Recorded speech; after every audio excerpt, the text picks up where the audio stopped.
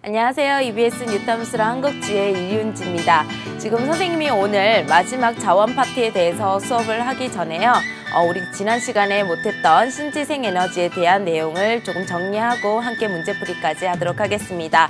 자, 지난 시간에는 우리가 신재생 에너지가 어떠한 의미를 가지고 있고 또 각각의 장점과 단점에 대해서 살펴봤습니다. 오늘은 좀 더 중요한 부분이에요. 사실 이 부분이 출제 포인트가 되는 부분인데 신재생 에너지에서 공급량과 발전량 비중을 살펴보고 특히 전기를 발생시키는 분야만 따로 떼서 그 분포를 한번 집중적으로 살펴볼 겁니다. 지리는 분포를 좀 중시하는 분야이기 때문에 우리가 우리나라에서 이러한 분야의 신재생 에너지가 어디에서 발전 비중이 높은지 그 특성에 대해서 살펴보는 게 오늘 핵심입니다. 자, 그럼 먼저 우리나라에서 이 신재생 에너지는요, 지금 우리나라 전체 에너지 소비 구조에서 지금 5번째에 해당하는 분야인데 5번째라고 하더라도 아주 지금은 발전량이라든지 소비량이 적은 분야이긴 합니다. 하지만 따로 떼봤을 때는 지금 폐기물이 공급량과 전기를 발생시키는 분야에서 각각 1위를 차지하고 있다는 거 보시죠.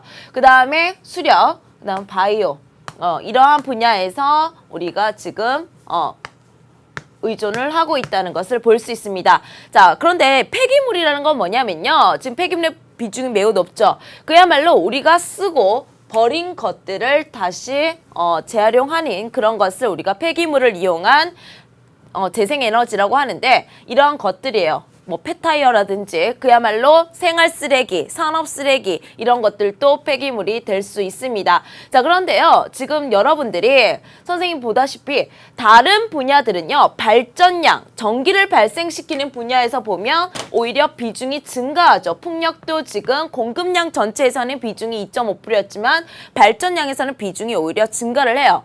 태양광도 마찬가지입니다. 수력도 마찬가지죠. 그런데 폐기물은요. 오히려 공급량에서 발전량을 한번 보시면 오히려 비중이 줄어요. 그만큼 폐기물은 전기를 발생시키는 데도 사용되긴 하지만 오히려 다른 분야에서도 사용량이 많다는 것을 알 수 있습니다. 열 에너지로 이용하기도 하고요. 쓰레기를 이제 연소를 시켜서 열 에너지로 이용하기도 하고요. 그 다음에 온수로 사용하기도 하면서 전기 이외에도 다양한 분야에서 사용된다는 것을 알 수 있습니다. 자, 그래서 그 정도 느낌만 가지시고요. 폐기물을 시험 문제에서는 독자적으로 다루진 않아요. 오히려 우리가 지금부터 볼 거니 수력, 풍력, 태양광, 해양에너지 이러한 발전소의 분포에 대해서 집중적으로 살펴볼 겁니다. 자, 그러면 이걸 한번 볼 건데 이게 재작년부터 시험 문제 아주 집중적으로 많이 나오기 시작한 부분이에요. 자, 먼저 보시면 신재생 에너지의 분포라고 되어 있고요. 지금 풍력, 조력, 조류, 파력, 태양광 여러 분야에 해당하는 신재생 에너지의 발전소가 지금 현재 가동이 되는 부분도 있고요. 예정된 부분도 있는데 함께 표시가 되어 있는 거예요. 자, 그러면 우리는 어떠한 것에 초점을 맞춰서 공부를 해야 되냐면 지리니까 어떠한 조건인 지역에 이 발전소가 입지를 하고 또 어떠한 이러한 입지 조건을 가진 지역 도별, 지역별 분포를 함께 살펴볼 겁니다. 자, 당연히 수력은요.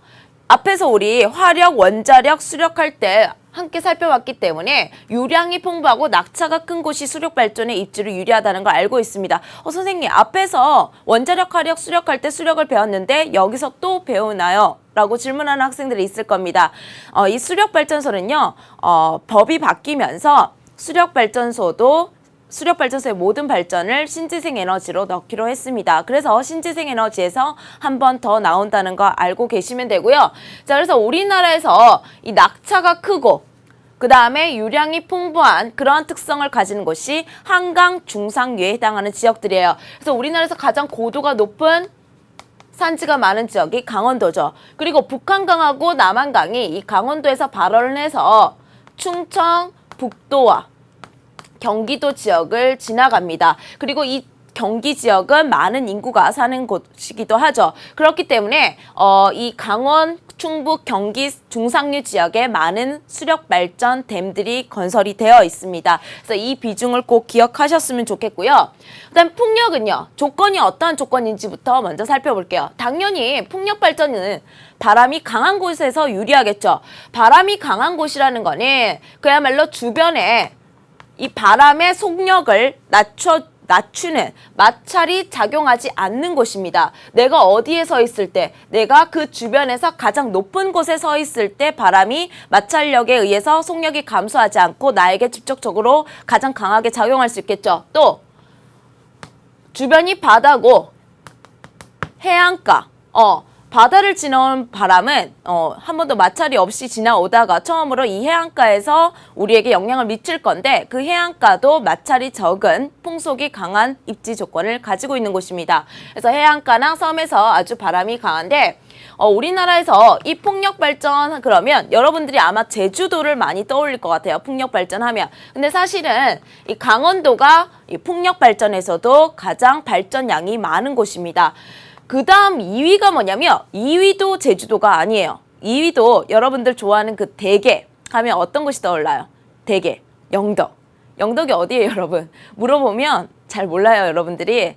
맛있으면 됐지 뭐 어딘지도 알아야 되나요? 막 이러는데 영덕은 경상북도에 소속되어 있는 지역입니다. 자, 그래서 경북 지역도 이 영덕이라든지 그리고 영양에 풍력발전소가 입지하고 있습니다. 발전량도 아주 많습니다. 그 다음이 제주예요. 그래서 이 제주는요, 이 풍력발전소 입지인지 아닌지 확인을 할 때 중요한 지표가 되기는 합니다. 그래서 제주는 세 번째이지만 문제를 볼 때 우리에게 큰 힌트를 주는 지역이니까 정리를 해 두셨으면 좋겠고요. 그 다음에 태양광이에요. 여러분 태양광이라는 건 그야말로 태양빛 에너지를 지금 우리가 전기 분야 발전을 배우고 있으니까 빛에너지를 전기에너지로 바꿔서 우리가 활용할 수 있는 분야인데 태양 전지에다가 이것을 저장을 한 다음에 우리가 전기로 활용을 하죠. 당연히 빛에너지가 많은 곳이 어디냐면 일조 시수가 길고 일사량이 많은 그러한 지역이겠죠. 당연히 강수량은 다른 지역보다 적은 소우지가 유리할 겁니다. 그래서 이러한 특징을 가지는 곳 중에 우리나라에서 가장 유리한 지역, 태양광 발전소 입지에 유리한 지역이 어디냐면 바로 전남이에요. 전남에는 뭐 목포라든지 신안이라든지 이런 신안, 특히 신안, 그 신안에 세워진 태양광 발전소는 그 당시에 세계 최대 태양광 발전소였습니다. 지금 발전량도 꽤 많고요. 그 전라남도 주변에는 이런 태양광 발전소가 많이 입지하고 있는데 선생님이 여러분들에게 제공하고 있는 그 자료에 보시면 딱 보더라도 일조 시수가 전라남도 부근이 아주 길다는 걸 알 수 있죠. 신안하면 떠오르는 특산품이 천일염인데 이 천일염이 좋은 천일염이 생산될 수 있는 것도 그야말로 일조 시수가 길고 증발량이 많기 때문에 소금 생산에도 유리한 조건을 가지고 있습니다. 아무튼 전남이 1위다. 이거는 무조건 태양광이에요. 전남이 1위. 자, 그 다음에 우리 기후에서 배웠죠.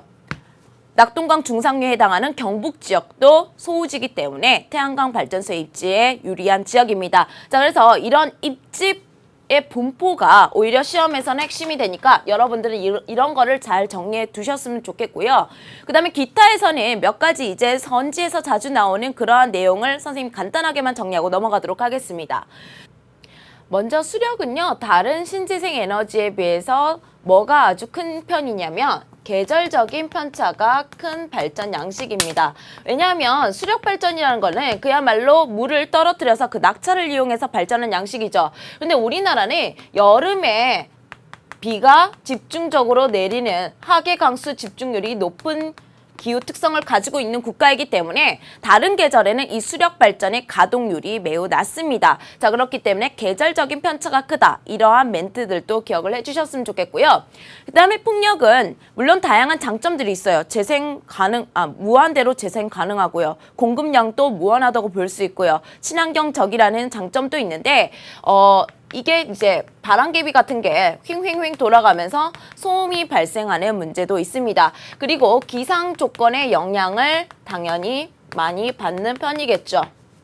자, 그 다음에 태양광도 마찬가지로 흐리거나 비가 오는 날은 발전량이 줄겠죠. 기상 조건에 영향을 받습니다. 선생님이 앞에서 신재생 에너지의 단점이라고 정리한 부분에서 탄력성이라든지 가동률이 낮은 편이다라는 거, 혹은 기후 조건의 제약이 큰 편이다라는 얘기를 했을 겁니다. 자, 그래서 시험 포인트는요, 바로 여기서 나오고요. 특히 분포 지역에 핵심 초점을 두셔서 공부를 하시면 됩니다. 근데 이 강원이 지금 수력하고 풍력에 둘 다 1위를 차지하고 있기 때문에 2위하고 3위 위치들도 여러분들이 잘 기억을 하셔야 문제를 풀 때 좀 수월하게 풀리니까요. 수력하고 풍력은 강원도가 1위이긴 하지만 다른 지역들도 꼭 정리를 해주셨으면 좋겠습니다. 자, 그 다음에 해양에너지 삼총사를 선생님과 함께 정리를 한번 해볼게요. 해양에너지. 자, 먼저 조력이 있고 조류가 있고 그 다음 파력이 있는데, 조력하고 조류는 조금 말이 비슷하기 때문에 헷갈릴 수도 있습니다. 자, 조력은요, 그야말로 조차를 이용한 겁니다. 그대로 조차를 이용한 거예요. 그 다음에 이 조류는요, 류자가 들어갔다는 걸 통해서 흐름을 이용했다는 것을 알 수가 있는데, 물론 조차가 큰 곳이 조류가 빠르기는 해요. 상당히 그렇긴 한데, 여기 조력은 조차의 초점이 있습니다. 지금 가동되고 있는 조력발전소 중에 가장 큰 규모가 바로 시아오 조력발전소인데요. 조차가 크기도 하고요. 이 앞바다가 조차가 거의 8m가 넘는 부분들이에요. 나머지는 지금 예정지이긴 한데 이 부근들이 조차가 매우 크고요. 그 다음에 우리 수력발전에서도 유량을 많이 포함할 수 있는, 즉 호수의 크기가 크면 클수록 수력발전 양이 많듯이 조력발전소도 그 방조제로 막은 그 안쪽만의 규모가 크면 클수록 조력 발전 양이 많을 수 있겠죠. 그래서 깊숙하게 들어간 많이 잘 발달된 곳이 입지 조건으로 선호되는 곳입니다.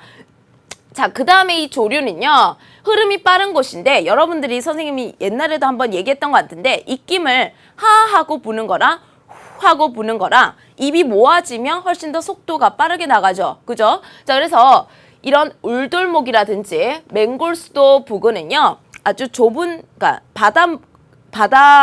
바닷물이 지나가는 곳 중에서 길목이 좁은 곳이에요. 골목이 좁은 골목이기 때문에 그 부분에서는 아주 좁지만 강한 조류가 지나가는 곳입니다. 그래서 이 울돌목은요, 조류발전소의 입지로 지금 제일 첫 번째로 아마 가동이 될 예정인데, 일단은 2017년까지는 시험 가동 예정입니다. 자, 그 다음에 이 두 개를 지금 비교하는 데 있어서 조력발전은 방조제가 필요하다고 되어 있죠. 그 다음에 조류발전은 방조제가 필요 없어요. 그 차이를 선생님이 설명하기 위해서 지금 그림을 보여줄 건데, 조력발전의 원리는요, 수력발전하고 되게 비슷합니다. 자, 지금 조력발전은 방조제가 필요하다고 했어요. 일단 댐같이 생긴 방조제를 세워서 이 안쪽은요, 호수가 될 거고요. 육지 쪽이에요. 여기는 육지 쪽. 그 다음에 이쪽이 바다가 될 건데, 조차가 큰 바다, 서해에 지금 입지했다는 것을 통해서 그야말로 우리가 만조와 간조 차이를 이용해서 발전을 한다는 것을 알 수 있습니다. 자, 그러면 생각을 해볼게요. 자, 지금 간조 때 물을 여기를 다 뺐다고 생각하고요. 같이 다 뺐다고 생각하고, 이 방조제 여기를 지금 문을 닫아요. 문을 닫고 만조가 오기까지를 기다립니다. 그러면 문을 닫았으니까 여기는 여전히 수위가 이렇겠죠. 만조가 돼서 여기는 수위가 이렇게 높아졌습니다. 완벽한 만조가 됐을 때 이 방조제에 있는 수문을 열어요. 그러면서 물이 이 호수 안쪽으로 쏟아지면서 이 터빈이 막 돌아가겠죠. 그러면서 전기 에너지를 발생시키는 원리입니다.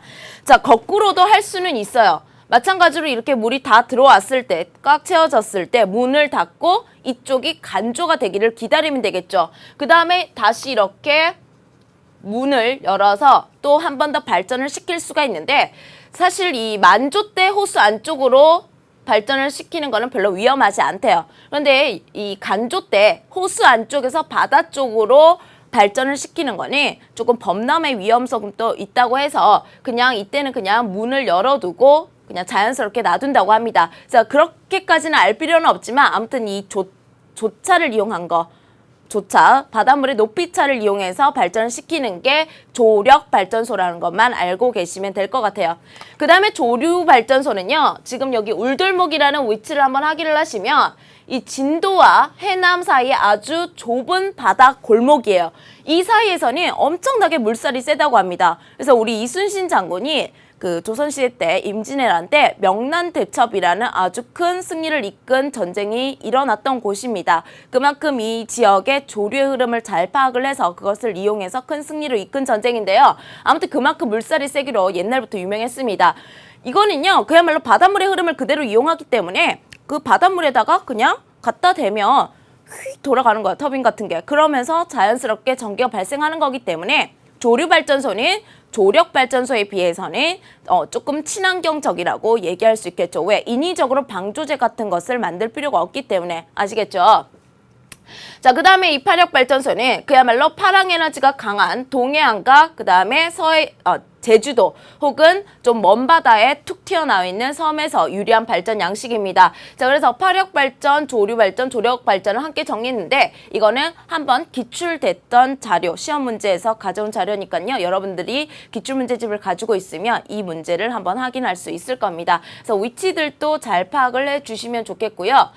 자, 그 다음에 지금 선생님이 배웠던 거를 우리가 그야말로 한번 적용을 한번 해볼게요. 여러분들은 여기에 초점을 두고 공부를 하시려 했죠. 분포. 자, 먼저 A, B, C, D를 우리가 파악해야 되는데 여러분들이 쉽게 파악할 수 있는 것부터 함께 살펴보도록 하겠습니다. 일단 선생님 B부터 볼게요. 자, 지금 B가 다이아몬드인데 지금 강원도, 뭐 경상북도, 뭐 이런 데도 있는데 지금 선생님이 가장 큰 힌트가 되는 곳은 제주도라고 했죠. 그리고 강원, 경북, 제주, 바로 풍력발전소의 입지를 표시한 거라는 걸 알 수 있습니다. 강원도는요, 대관령, 평창, 태백 이런 곳에 풍력발전소가 있는데 여러분들이 대관령 그러면 어떤 이미지야? 뭐 양떼목장도 있고 뭐 그런 고위평탄면 이런 느낌이 들 텐데 풍력발전도 이 대관령을 떠올렸을 때 생각나는 이미지 중에 한 가지입니다. 그래서 대관령은요, 우리나라에서 아주 대규모 풍력발전 단지가 있다는 거 여러분들이 생각해 주셨으면 좋겠고요. 그 다음에 A를 볼까요? A를 보시면 지금 여기에 신안군, 그 다음에 이런 전라남도 해안가, 그 다음에 경상북도 일대. 사실 이 신안군을 확인을 하시면 이거는 무조건 태안강이라는 거 기억을 해 주셨으면 좋겠습니다. 자, 그 다음에 C하고 D가 남았는데 C, D는 지금 거의 하나씩밖에 안 보이죠? 그죠? 자, 지금 C를 보시면 인천 바로 밑에 경기도 시흥하고 화성 부근이에요. 여기가 바로 뭐냐면 시야호가 있는, 시야호 조력발전소가 있는 조력발전소의 위치입니다. 그 다음에 D를 볼게요. D가 어딨냐면, 자, D를 눈을 크게 뜨고, 자, D가 어디 있을까요, 여러분? 여기 있네. 지금 진도와 땅끝마을 해남 사이에 있는 아주 좁은 골목에 표시가 되어 있는 건데요. 선생님이 조류발전소 하면 여기 울돌목만 기억을 해주셔도 된다고 했죠. 그래서 D가 조류발전소의 입지를 표시한 겁니다. 자, 그 다음 한 가지 더 볼게요. 자, 이거는 그 자료 분석에도 있는데 선생님이 앞으로 좀 끌어와서 함께 먼저 살펴보고 가도록 하겠습니다. 지금 A, B, C가 있는데 지금 막대기가 긴 것들이 눈에 먼저 띄니까 먼저 C를 한번 살펴보면 자, C, 강원, 경북, 제주 이렇게 있습니다. 그런데 선생님이 강원도는요, 조금 조심하라고 했죠. 1위를 차지하고 있더라도 다른 지역과 함께 살펴보라고 했습니다. 자, 강원도가 1위예요. 그런데 2위가 경북이죠. 그러니까 C는 풍력 발전이 되고요. 제주도가 우리에게 가장 큰 확신을 주는 지역이 되는 거예요. 그 다음에 B를 한번 보면 A를 한번 볼게요. 자, A도 일단 강원도가 1위예요. 그런데 지금 충북, 경기 이러한 순으로 떨어지는 것을 통해서 수력 발전의 입지구나라는 것을 쉽게 파악할 수 있죠. 그 다음에 B는요, 지금 월등하게 전남이 1위입니다. 전남. 자, 그래서 이거는 태양광발전소라는 거 기억을 해주셨으면 좋겠고요. 이 전라남도의 강주는요, 태양광 발전 연구소도 있다는 거 선생님이 8강에서 지역의 입지 설명할 때 간단하게 언급을 하고 간 기억도 나실 겁니다. 자, 그래서 이렇게 우리가 시험 문제를 풀 때 이런 곳에 포인트를 두고 문제를 풀어주시면 되고요. 그러면 이제까지 했던 우리 자원 파트의 내용을 같이 문제를 풀어볼 건데 유탐수란에 실려있는 문제들을 보니까 기본 문제라든지 그런 단원 확인 문제들이 아주 좋은 문제들이 많습니다. 여러분들의 기본기를 잡을 수 있기에 아주 좋은 문제들이 많으니까 지금부터 함께 풀어보도록 하겠습니다. 자, 먼저 스스로 풀어보기 첫 번째는요. 그 1차 에너지별 발전량 비중과 소비량 비중이 같이 나와 있는 그래프예요.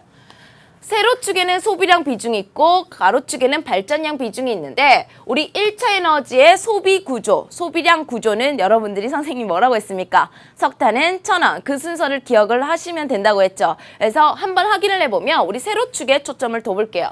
자, 석탄은 1000원, 이 순서가 되겠죠. 그래서 A가 석유, 그 다음에 B가 석탄, C가 천연가스, LNG라고 쓸게요. 그 다음에 D가 원자력입니다.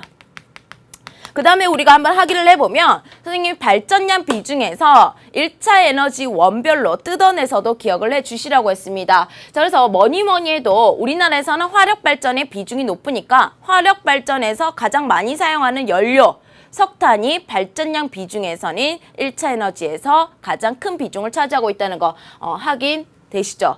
그 다음은 이 화력발전이 천연가스하고 석유가 쪼개져서 들어가기 때문에 2위를 차지하고 있는 이 1차 에너지는요. 발전에서는 원자력이 됩니다. 그죠? 그 다음에 천연가스, 그 다음에 석유. 석유는 가장 비싼 연료이기 때문에 화력발전에서는 사용량이 가장 적다고 했죠. 자, 그래서 이거 기억을 해주셨으면 좋겠고요. 그래서 정답은 1번 체크하고 넘어가도록 할게요. 자, 그 다음에 또 두 번째 문제는 방금 선생님이 수업했던 신재생 에너지의 시도별 발전량 비중입니다. 자, 너무 여러 번 했으니까 여러분들이 쉽게 파악할 수 있는데, 자, 강원도가 1위인 것이 A하고 C가 있습니다. 자, 그런데 2위하고 3위를 살펴봤을 때 A는 충북, 경기로 떨어지고요. C는요, 경북, 제주로 이렇게 떨어지고 제주가 보이는 것을 통해서 우리가 쉽게 C는 풍력, 그 다음에 A는 수력, 그 다음에 B는 태양광, 전남이 1인 것을 통해서 쉽게 확인하고 넘어갈 수 있습니다. 문제가 좀 쉽네요. 그죠? 자, 그 다음에 이제 기본 문제 1번은요. 우리가 앞에서 배웠던 거를 쭉 복습한다는 의미로 한번 같이 생각해보고 넘어가도록 하겠습니다. 선생님이 자원의 분류는요. 물론 좁은 의미의 자원과 넓은 의미의 자원도 생각할 수 있지만 그거는 너무 쉽게 생각할 수 있기 때문에 재생 가능성에 따른 분류를 기억하라고 말씀드렸습니다. 자, 왼쪽으로 가면 갈수록 재생이 어려운, 재생 불가능한 자원, 고갈 자원이라고 분류된 것들이고요. 오른쪽으로 가면 갈수록 재생 가능성이 높은 순환 자원에 해당하는 것들입니다. 가운데는요, 우리가 어떻게 사용하느냐에 따라서 달라지는 그러한 수준에 있는 자원들이었는데, 자, 가장 왼쪽에 있는 거, 여러분들 석탄 한번 고기 구워 연탄에 고기 구워 먹고 나면 다시 고기 구워 먹을 수 없죠. 그죠? 석유도 마찬가지고 천연가스도 마찬가지입니다. 그러니까 계속 우리가 기름을 자동차에도 계속 연료를 주입해야 되고 그렇잖아요. 그죠? 자, 그래서 왼쪽에 가장 고갈 가능성이 높은 재생이 불가능한 자원이 바로 화석 연료에 해당하는 자원들이었습니다. 그래서 석탄, 석유, 천연가스가 여기에 해당되죠. 그 다음에 B는요. 금속 강물이 여기에 해당을 합니다. 그래서 철강, 특히 철이라든지 구리라든지 이런 거는 우리가 다시 한번 녹여서 다시 재활용을 하면 조금 고갈 시기를 늦출 수 있는 그러한 자원에 해당이 되고요. 그 다음에 C는요. 여러 가지 신재생 에너지의 원천이 되는 바람이라든지 조력이라든지 파랑에너지 이런 것들이 들어갈 수가 있겠죠. 자, 그래서 거기에 해당하는 얘들을 지금 하나씩만 넣어보면 당연히 이거는 안 되고, 그죠? 그 다음에 이거 아니고, 그 다음에 2번 이렇게 정답 처리해 주셨으면 좋겠습니다. 자, 그 다음에 이거는 2014학년도 수능 문제에서 나왔던 유형하고 거의 일치를 하는데 사례를 던져주고 그게 어디에 해당하는지 그리고 그 재생 가능성에 따른 분류에서 이 자원이 어디에 속하는지를 파악하는 겁니다. 그래서 예시에서 나온 사례의 자원이 재생 가능성으로 분류됐을 때 위치가 어디인지 먼저 파악하는 게 첫 번째고요. 두 번째는 뭐냐면 이제 우리가 그 자원의 특성에서 세 가지 편재성, 유한성, 가변성을 배웠는데 그 가변성은요. 그야말로 자원의 의미가 바뀌는 거예요. 이 세상의 모든 자원은 처음에는 자연 상태였겠죠. 하지만 그 자원을 이용할 수 있는 기술이 개발되면서 기술적 의미의 자원을 의미를 가지게 되는 거고요. 그 다음에 그게 보편적으로, 그 다음에 경제적 가치가 있게 되면 경제적 의미의 자원의 위치까지 올라온다고 말씀드렸습니다. 하지만 영원히 경제적 가치를 가지는 자원은 없습니다. 기술적 의미로 떨어질 수도 있고요. 그 다음에 원래 자연삭대였던 게 경제적 가치를 가질 수도 있고요. 계속 자원의 의미는 변한다는 건데 아무튼 그거를 그래프에서 찾아볼 겁니다. 자, 그러면 일단 읽어보시면 우리나라에서 그 철강석 산지로 아주 유명한 곳이 강원도 양양이에요. 양양은 뭐 양수식 발전소의 입지로도 아주 중요한 포인트가 되는 곳인데 아무튼 철강석 산지 양양에 대한 예가 나와 있고요. 지금 기역은요, 그 철강석 채굴을 중단했다는 내용이 나옵니다. 왜? 앞에 보니까 가격 경쟁력이 약화됐대요. 수익성이 떨어졌다는 거죠. 오히려 캐면 캘수록 적자가 나는 겁니다. 그러니까 경제적 의미를 상실했다는 것을 우리가 이야기해 볼 수가 있고요. 그 다음에 니은은요, 지금 철강석 가격이 상승하면서 지금 수입을 하더라도 그렇게 싼 가격으로 수입을 할 수가 없는 겁니다. 오히려 이제는 다시 국내에서 생산하는 게 낫다, 유리하다는 판단이 든 거죠. 그래서 뭐를 추진하고 있다? 재개발을 추진하고 있다는 것을 우리가 지문에서 읽어낼 수가 있는데 그래서 지금 강원도에서는요, 여러 강산에서 다시 재개발을 추진하고 있다는 것도 신문기사에서 자주 보이는 겁니다. 자, 그러면 먼저 우리가 지금 철강석에 대한 얘기를 하고 있잖아요. 그럼 철강석은 여러분들 금속 광물이죠. 금속 광물은 재생 수준에 따라 분류했을 때 어디에 해당한다? 여기에 해당한다고 볼 수 있습니다. 그리고 기역 지문은요, 처음에 경제적 의미를 상실하면서 기술만 가지고 있는 상태, 즉 C로 떨어진 이 상태가 기역의 사례에 해당할 거고요. 그런데 니은을 보니까 뭐라고 돼 있냐면 다시 재개발한 데 돼 있죠. 다시 경제적 의미를 가지게 되었다는 것을 알 수 있습니다. 그래서 그래프의 위치도 잘 파악을 해서 골라주셔야 된다는 거 기억을 해주시고요. 그래서 정답은 4번 처리하시면 됩니다. 자, 기본 문제 3번입니다. 아주 쉬운 문제인데요. 우리나라 자원의 분포를 나타내고 있습니다. 자, 얘들을 보니까 그죠? 확인을 먼저 예를 확인해 주시고요. 그 다음에 이 A의 분포를 보시면 지금 강원도 남부와 그 다음에 충청북도 북동부입니다. 남한의 옥천 지향사가 지나가는 라인에 있고요. 그 다음에 여러분들이 잘 알다시피 이 지역은 고생대 지층이 있는 지역이라는 걸 알 수가 있죠. 고생대 지층은요, 전기와 후기를 나눠서 먼저 쌓인 게 바닷속에서 쌓인 조성계가 있고요. 그 위에 육지에서 쌓인 평안계라는 육성층이 있습니다. 선생님이 고생대가 시험 문제 잘 나온다는 거는요, 이 자원에서도 연결이 잘 되기 때문에 시험 문제 자주 언급이 되는데 조성계에서 석회석이 나오고 그 다음에 평안계에서 무연탄이 나옵니다.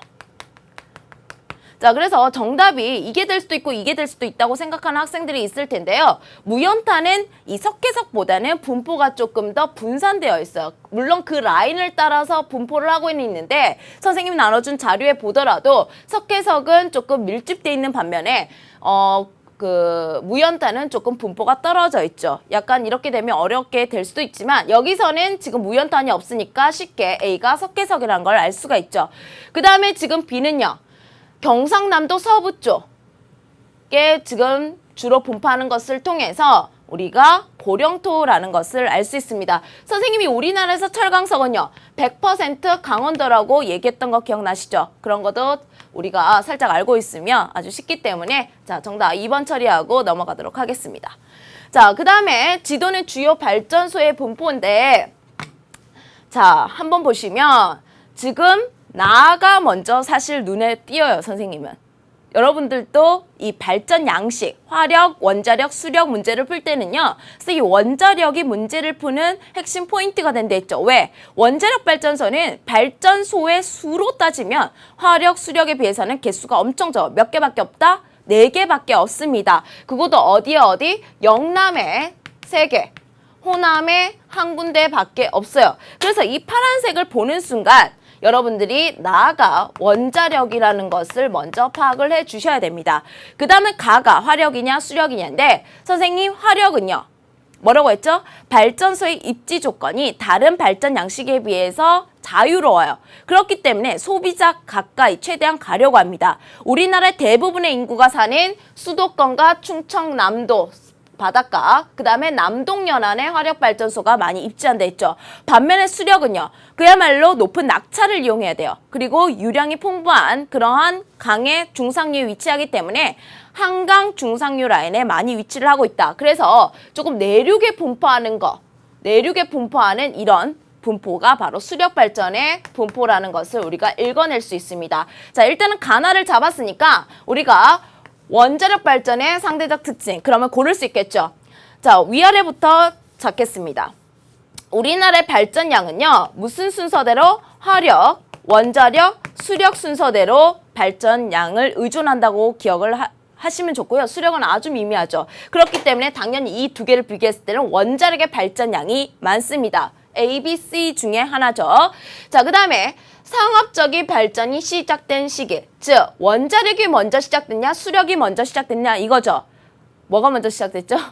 원자력 발전소는요, 아주 높은 기술, 과학기술이 필요합니다. 그리고 이 연구가 시작된 것도 20세기 이후고요. 이 원자력 발전소는 서양에서도 몇십 년 되지 않은 그런 발전 양식이에요. 수력은요, 그야말로 높이 낙차를 이용하기 때문에 조금 원시적이지만 그래도 상대적으로 역사가 오래된 수력 발전 양식도 꽤 있습니다. 아무튼 원자력 발전은요, 우리나라는 1980년 이후에 도입을 한 거예요. 그 전에 수력 발전은 했죠. 자, 그렇기 때문에 상업적 발전이 시작된 시기가 원자력은 수력에 비해서 늦게 시작했습니다. 발전 시기가 늦어요. 그래서 A, B 중에 하나죠. 자, 앞뒤로 잡으면 발전소의 가동률입니다. 가동률은 뭐였죠? 발전 설비 용량분의 발전 용량이었습니다. 그래서 선생님이 그 화력, 원자력, 수력 중에 가장 열심히 일을 하는 게 뭐다? 바로 원자력이에요. 자기가 원래 딱 그 전체 비중에서 원래 하게 된 비중보다 실제로 발전했을 때 그 비중이 더 높아지는 발전 양식이 원자력이라고 말씀드렸습니다. 자, 그래서 가동률 그러면 원자력이 1등이다. 기억을 해주시고요. 그래서 정답은 2번 처리하고 넘어가도록 할게요. 자, 그 다음에 1차 에너지원의 1차 에너지 소비량 비중을 우리가 단답형으로 적는 건데요. 그만큼 이거는 기본적으로 알고 있어야 된다는 내용이라는 걸 알 수 있겠죠. 선생님이 이런 소비량 비중 같은 말 에너지 소비 구조 그런 거는 현재가 중요하다고 했습니다. 현재. 그래서 과거는 그냥 참고로 보시면 되고요. 현재가 중요하니까 이 세로축 석탄은 석탄, 석유, 석탄, 천연가스, 원자력 그거 적는 거예요. 그래서 그냥 여러분들이 적어보시고 넘어가도록 할게요. 6번 문제는 선생님이 앞에서 했던 신재생 에너지의 분포, 수력, 화력, 6번 문제가 수력, 화력, 원자력의 분포이기 때문에 그거는 이미 수업 시간에 이미 언급을 해드렸죠. 그래서 넘어가도록 할게요. 기본 문제 7번입니다. 우리나라 주요 일체 에너지별 소비량 비중 계속 나오고 있는데 자, 일단 여러분들이 너무 쉽게 잘 알고 있으니까 석유, 그 다음에 석탄, 그 다음에 원래는 4위였지만 최근에 사용량이 급증하면서 3위가 된 천연가스, 그 다음에 원자력 이렇게 먼저 A, B, C, D를 알고 문제를 풀어줘야겠죠. 자, A는 냉동액화 기술의 개발. 자, 온도를 낮춰서 기체 상태를 액체 상태로 바꿀 수 있는 기술이 냉동액화 기술인데 이거를 사용하는 건 그야말로 기체 상태 C, 천연가스에 대한 내용일 겁니다. 자, 대부분 가정 및 상업 부분 이것도 마찬가지로 천연가스에 대한 설명이죠. 자, 대부분 전력 생산에 이용한다. 지금 석유, 석탄, 천연가스, 원자력은요 다 전력 생산에 이용이 되긴 합니다. 그런데 앞에서 소비량 비중과 발전량 비중을 비교를 해봤을 때 순위가 확 바뀌어버렸죠. 그죠? 자, 그리고 바뀌었는데 석유는요 발전에서는 거의 사용을 안 해요. 너무 비싸기 때문에. 대신 수송용이라든지 산업용에서 사용량이 아주 많다는 것을 기억을 하시고요. 석탄, 천연가스도 원래 발전에도 쓰이지만 다른 분야에서도 사용 용도가 꽤 많습니다. 그런데 이거는요 오직 발전에서만 사용하는 자원이에요. 원자력. 100% 발전에만 사용하고 있죠. 자, 그렇기 때문에 D는 대부분 전력 생산에 이용한다. 이게 정답이 됩니다. 자, C는 B보다 연소시 대기오염 물질. 자, 대기오염 물질이기 때문에 사실 이거는 엄격하게는 이산화탄소를 얘기하는 건 아니에요. 그런데 자, 선생님이 이산화탄소 발생량도 이 화석연료 세 가지 중에서는 비교를 해주셔야 된다 했고요. 사실 화석연료 세 가지 중에 대기오염 물질의 배출량이 거의 없는 청정에너지라고 불리는 이 천연가스는 대기오염 물질이라고 불리는 이산화황이라든지 이산화질소 같은 배출량이 적습니다. 그러니까 산성비를 유발하는 그러한 원인이 되는 그러한 발생량은 상대적으로 다른 화석연료에 비해서 적어요. 물론 CO2 발생량도 적죠. 그래서 대기오염 물질이라고 얘기했을 때도 C는 B보다 많다가 아니라 당연히 B가 더 많게 되는 거죠. 이게 뭐 이산화탄소 발전량, 온실가스 배출량이라고 나와도 답은 당연히 B가 돼야 되는 겁니다. 아시겠죠? 자, 그 다음 A에서 D 중 총 발전량에서 차지하는 비중이 가장 높은 에너지는, 자, 발전에서 차지하는 에너지는 당연히 화력 발전이 가장 비중이 높기 때문에 화력 발전의 주요 연료인 석탄이 여기에 해당을 하겠죠. 자, 그래서 정답은 3번이었다는 거 앞에서 확인을 했고요. 자, 그 다음에 기본 문제 8번입니다. 학생이 작성한 지리보고서인데요. 자, 지금 기억은요. 월등하게 신재생 에너지에서 공급량과 발전량에서 비중이 높습니다. 기억이 뭐였죠, 여러분? 폐기물이었죠. 그래서 다른 분야의 노력이 좀 더 필요하다. 그 다음에 니은은요. 역사도 오래됐고 그 다음에 발전량도 상대적으로 다른 발전 양식에 비해서는 많은 수력입니다. 자, 그 다음에 디귿은요. 여러분들이 지금 하나가 뭔가 빠져있다는 느낌이 들 텐데 이거는 지문을 통해서 한번 확실하게 잡도록 하겠습니다. 자, 신재생 에너지 연벌 공급량과 발전량에서 가장 비중이 높은 거는 선생님이 폐기물이라고 했고요. 그 다음에 두 번째로 많은 거는 여기에 가장 큰 힌트가 있죠. 충북, 강원, 경기. 자, 강원도 들어갔고요. 그 다음에 충북, 경기가 있다는 것으로서 한 번 더 수력이란 걸 알 수가 있습니다. 그 다음에 비중이 낮은 편이지만 강원, 경북, 제주에서 발전량이 많다. 아, 풍력이구나. 이렇게 체크하고 4번 체크하고 넘어가도록 할게요. 자, 그 다음에 이거는 우리나라 새 발전 양식. 뭐 얘기하는 것 같아요, 여러분? 세 가지 발전 양식, 방식. 화력, 원자력, 수력 얘기하는 겁니다. 자, 그런데 우리나라는요, 예나 지금이나 가장 전기를 많이 의존하고 있는 게 뭐냐면 화력이에요. 화력 발전소의 수도 많고요. 발전량도 가장 많습니다. 그 다음이 원자력이고 그 다음이 수력이죠. 자, 그래서 A, B, C 이렇게 잡고 먼저 문제 풀어보도록 하겠습니다. A는 주로 재생 가능한 에너지를 이용한다. 이 중에서 가장 재생 가능한 에너지를 이용하는 거는 물자원을 그대로 이용하는 C가 되는 거고요. 낙차가 크고 유량이 풍부한 곳에 발전하는 것도 C에 해당하겠죠. 발전 과정에서 다량의 냉각수. 왜? 그야말로 전기를 발생시키는 과정에서 뭐 화석연료를 때운다거나 안 그러면 핵분열을 하는 과정에서 많은 열이 발생한다거나 그러한 발전 양식에 해당하겠죠. 그래서 C는 아니에요. 그래서 A 혹은 B가 돼야 됩니다. 특히 B에서는 정말 이 냉각수가 아주 중요한 입지 조건에 들어간다는 것을 기억을 해주시고요. 그 다음에 A는 C보다 발전 시 배출된 온실가스. 자, 온실가스를 배출시키는 자원이 뭐예요, 여러분? 연료가 뭐예요? 화석연료죠? 화석연료를 사용하는 발전 양식이 당연히 A이기 때문에 A는 C보다 온실가스 배출량이 많다. 이게 정답이 될 겁니다. 자, B는 C보다 원자력은 수력보다 자급률이 높다. 원자력에 들어가는 우라늄은요. 지금 몇 퍼센트 수입이라고 했죠, 선생님이? 100% 수입입니다. 의존도가 제일 높아요. 근데 화력에 들어가는 연료는요. 선생님 100%는 아니라 했죠. 왜? 천연가스도 조금 나고요. 석유도 어떻게 보면 조금 난다고 볼 수 있고 물론 화력에 넣지는 않지만 석유도 조금 나고요. 석탄 중에서도 역청탄은 100% 수입이지만 우연탄은 국내에서 생산한다는 거 언급해 드렸습니다. 그래서 이거는 100%는 아니고요. 이거는 100%고요. 이거는 우리 국내 물수자원을 그대로 이용하는 거죠. 자, 그 다음에 기본 문제 10번입니다. 자, 신재생 에너지의 발전량 비중을 지금 분포로서 표현한 건데요. 앞에서 여러 번 했으니까 강원, 충북, 경기. 아, 수력이다. 그죠? 그 다음에 전남이 1등이네. 아, 태양광이구나. 자, 가는 바람이 많은 해안과 산간 지역의 발전이 유리하다. 이거는 풍력 발전에 대한 이야기입니다. 우리나라에서 가장 고산 지역이 많이 분포하는 태백산지 라인을 따라서 풍력 발전 입지에 유리하겠죠. 나는 강수일수가 많은 지역. 강수일수가 많은 지역에서 어떻게 이 태양광이 유리할 수가 있겠습니까? 당연히 소우지라든지 일조시수가 많아야겠죠. 그래서 이거는 틀린 설명이고요.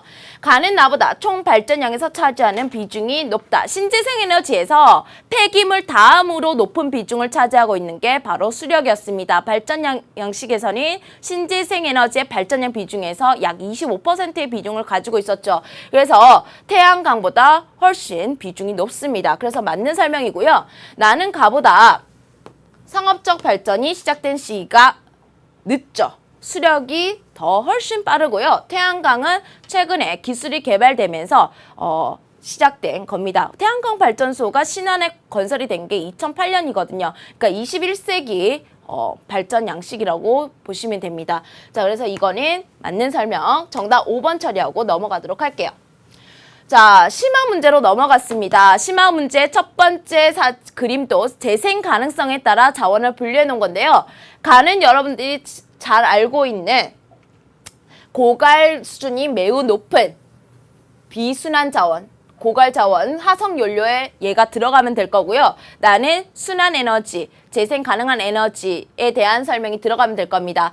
자, 그러면 한번 볼게요. 가에는 석탄, 석유, 천연가스, 화석 연료 삼총사가 딱 나왔죠. 등이 해당된다라고 했을 때 얘라고 해야 되는 겁니다. 그죠? 나에는 조력, 풍력, 수력, 신재생 에너지의 원천이 되는 그런 것들이죠. 맞습니다. 예. 나는 가는 나보다 자원의 재생 가능성이 높다. 아니죠. 가장 왼쪽에 고갈 수준이 높은 거니까 높다. 아니요. 라고 대답을 해야 됩니다. 나는 가보다 상업적 발전에 이용되는 시작이 늦었다. 그렇죠. 신재생 에너지는 그야말로 지금 미래 에너지로서 최근에 개발이 시작된 겁니다. 자, 그래서 지금 어긋난 것은 답이 아니라는 거죠. 어긋났고 맞는 것은 이은 4번 이렇게 처리하고 넘어가도록 할게요. 자, 심화 문제 2번입니다. 심화 문제 2번이 우리가 잘 알고 있는 발전 방식, 화력, 수력, 원자력 여기 적혀 있죠. 도별 설비 용량을 나타낸 것인데 지금 도별이라고 했기 때문에 광역시라든지 특별시는 빠져 있는 상태입니다. 자, 일단은 가를 한번 보도록 할게요. 이 세 개 양식 중에 가는요. 전남과 경북에만 있는 발전 양식입니다. 아주 큰 힌트가 된다는 거 알 수 있죠? 자, 뭐죠, 여러분? 다른 데는 없어요, 아예. 원자력입니다. 전남, 영광과 경북에는 울진과 경주에 각각 그 원자력 발전소가 입지하고 있죠. 부산도 있지만 지금은 도별 자료이기 때문에 부산광역시는 빠져 있는 겁니다. 그 다음에 이제 수력하고 화력을 판단해 주면 되는데 이 가장 높은 것을 한번 눈으로 한번 보면 이거 여기 경남, 그 다음에 경기, 수도권, 충남, 그 다음에 경남 지역에 지금 많다는 것을 느낄 수 있고요. 자, 그 다음 달을 보시면 다른 발전 양식에 비해서 도별 발전량도 적을 뿐더러 그 다음에 그나마 보이는 게 강원이라든지 경북, 경남 지역입니다. 자, 이게 지금 화력이라는 걸 여러분들이 눈치를 채셨을 거고요. 그 다음에 이게 수력인데 수력하면은 여러분들 강원, 충북, 경기 이런 순서로 떨어졌죠. 그때는 양수식 발전이라는 아주 발전량이 많은 수력 발전 양식은 제외하고 그렇게 했기 때문에 순위가 그렇게 됐고요. 지금 이 수치는 양수식 발전이라는 발전량이 상대적으로 많은 수력 발전 양식까지 포함했기 때문에 도별 순위가 좀 바뀐 상태입니다. 하지만 다른 것과 비교해서 다가 수력이라는 것은 충분히 파악할 수 있다고 생각을 합니다. 자, 그 다음에 이제 우리가 보기를 통해서 한번 살펴볼 건데 가는 낙차가 크고 이거는 지금 수력 발전에 대한 설명이죠. 틀렸고요. 나는 핵 폐기물 처리에 많은 비용이 든다. 이거는 가에 해당하는 설명입니다. 자, 화석 연료를 사용한다. 당연히 화력 발전소죠. 이것도 틀렸네요. 나에 해당을 하고요. 가는 나보다 우리나라의 총 발전량에서 차지하는 비중이 높다. 우리나라에서 당연히 발전량 전체에서는 지금 여전히 화력이 1등입니다. 자, 그렇기 때문에 이것도 틀렸습니다. 나는 다보다 배출 시, 발전 시 배출되는 온실가스. 온실가스는 화석연료를 연소하는 과정에서 나오는 CO2 같은 기체들 얘기한다고 했습니다. 당연히 지금 화력발전소가 수력발전에 비해서 많다는 거 앞에서도 언급했던 내용이기 때문에 정답은 5번 이렇게 처리하도록 할게요. 자, 실무 문제 3번입니다. 지금 이것도 앞에서는 아주 간단하게 살펴봤던 것을 다시 한번 나왔는데 세로축은 소비량 비중이고요. 가로축은 발전량 비중입니다. 1차 에너지 원별로 뜯어냈기 때문에 여러분들이 우리가 그 소비 구조, 에너지 소비 구조, 소비량 비중 외웠던 거 뭐죠? 석탄인 1,000원. 그거를 먼저 떠올리면 되는데 그러니까 세로축에 먼저 초점을 둘 거예요. 거기다가 현재가 중요합니다. 현재를 중심으로 한번 보시면 석탄인 1,000원 이렇게 되는 거죠. 그래서 나중에 발전량은 여러분들이 눈으로 한번 확인을 해 보셨으면 좋겠고요. 여러분들이 지금 C하고 D가 과거에는 순위가 바뀌어 있었지만 현재는 천연가스가 3이라는 것까지도 확인하셨으면 좋겠습니다. 자, A는 고생대 평안누춘검. 자, 평안계. 바로 무연탄에 대한 설명이고요. 굳이 잡자면 이거는 B에 해당하겠죠. 그 다음에 B는 대부분 수송 부분, 수송용과 석유화학공업이 이용하는 거는 바로 우리나라 산업용에서 1위, 수송용에서도 1위, 석유를 얘기하는 겁니다. 전량을 해외로부터 수입한다. 자, 지금 그야말로 100%는 이 원자력이에요. 원자력. 그래서 이거는 D. 100% 수입, 의존도 100%는 원자력. D를 이용하는 발전소는 주로 해안에 입지한다. 왜? 원자력의 발전의 입지 조건이 뭡니까? 첫 번째는 지반이 견고해야 되고요. 두 번째는요, 다량의 냉각수가 필요합니다. 많은 물이 필요하기 때문에 큰 강가나 해안가. 그렇기 때문에 바로 D는 여기에 설명이 맞죠. 정답은 4번이고요. 5번 C는 A, B보다 연소시 오염물질을 배출한다. 자, 이 연소시 오염물질 배출량 앞에서도 언급을 했는데요. 이게 나오든 혹은 CO2 온실기체 배출량을 묻든 똑같습니다. 자, C가 뭐냐면 천연가스죠. 천연가스는요, 화석연료 3총사 중에서는 가장 깨끗한 연료라고 보시면 됩니다. 상대적으로. 그래서 석탄, 석유, 천연가스, 이 고체, 액체, 기체 순서대로 오염물질 배출량도 많고요. 온실가스 배출량도 많죠. 그렇기 때문에 상대적으로 C가 A, B에 비해서는 배출량이 많다라고 하는 것은 이게 나오든 틀린 설명입니다. 앞에서 정답은 이미 나왔죠. 자, 그래서 정답을 처리해 주셨으면 좋겠고요. 자, 그 다음 심화 문제 4번으로 넘어가도록 할게요. 자, 주요 발전 방식별 발전소인데요. 지금 단을 봐야 돼요. 단, 조력, 풍력, 태양광 발전 방식만 고려한다고 했으면 이 세 가지 중에 A, B, C가 있다는 건데 지금 빨간색 A를 보면 강원, 그 다음에 보다가 제주가 딱 보이죠? 제주가 가장 우리에게 큰 힌트, 확신을 주기 때문에 강원도에도 당연히 많고 제주에도 많은, 그리고 경상북도 영덕이라든지 영양이라든지 이런 곳에도 입지를 하고 있는 바로 A는 풍력입니다. 자, B는요. 지금 자세히 보면 B는 몇 개 없어요. 하지만 여기 가장 큰 힌트가 되는 인천 바로 아래쪽에 경기도 시흥 쪽에 있는 시아호 발전소의 입지가 눈에 띕니다. 자, 그렇기 때문에 이게 조력발전소라는 것을 알 수가 있고요. 그 다음에 C는요. 지금 동그라미의 개수가 뭐니 해도 전남에서 가장 눈에 많이 띄죠. 아, 전남이 1위다. 태양광 발전소의 입지를 나타내고 있다는 것을 알 수가 있습니다. 자, A는 일정 바람의 바람이 지속적으로 부는 곳이 발전에 유리하다. 이게 바로 풍력발전소의 좋은 입지의 첫 번째죠. 그렇기 때문에 기억은 맞고요. 바람이 센 것도 좋지만 바람이 센 것보다요. 강한 바람이 늘 일정한 방향으로 자주 부는 게 좋다고 합니다. 그래서 이런 보기들도 체크를 해주셨으면 좋겠어요. 자, B는 조차가 큰 해안 지역의 발전에 유리하다. 자, 조차를 그대로 이용하는 거 조력 발전소 맞죠? 자, 그렇기 때문에 니은 또 설명 맞습니다. A씨의 발전량은 기후 조건의 영향을 많이 받는다. 자, 풍력이든 태양광이든 자, 기후 조건하고 관련된 거 맞죠? 바람과 태양, 그죠? 일조시수 이런 거와 관련돼 있기 때문에 정답 맞습니다. 자, 리얼 C는 A보다 발전 시 소음 발생량이 많다. 소음 발생과 관련된 거는 선생님이 뭐라고 했죠? 풍력이었습니다. 그렇기 때문에 이거와 비교했을 때는 당연히 A가 더 많아야 되겠죠. 정답은 3번 이렇게 처리하고 넘어가도록 할게요. 자, 여기까지 선생님과 다 정리를 한번 해봤는데요.